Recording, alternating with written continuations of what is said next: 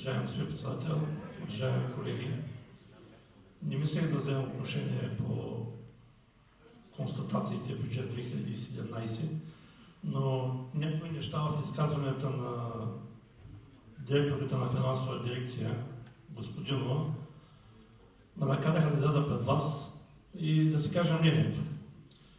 Значи, преди да започнеш да планираш нещо и да го така в развитие, в бъдеще да вървиш към неговото изпълнение, мисля, че трябва да се направи задълбочен анализ на това, което е било в предходната година. В комисиите, които имам честта да бъда член, аз не видях никъде задълбочен анализ по пера. Кое, какво, защо се е получило така, прогнозата каква е за 2017 година. И веднага давам пример. Въпреки че излязах от комисията по туризъм и търговия, ми направи впечатление прихода от туристическия данък.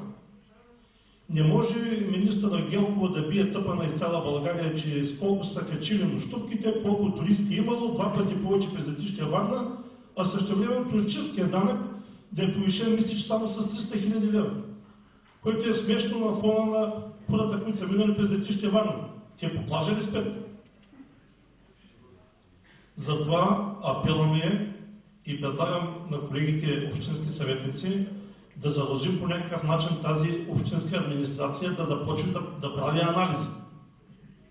Кое, какво, защо се е получило.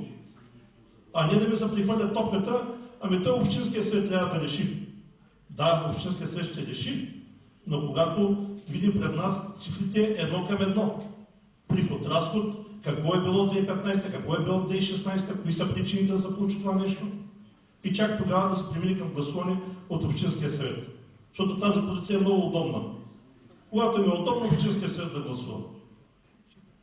Благодаря за вниманието.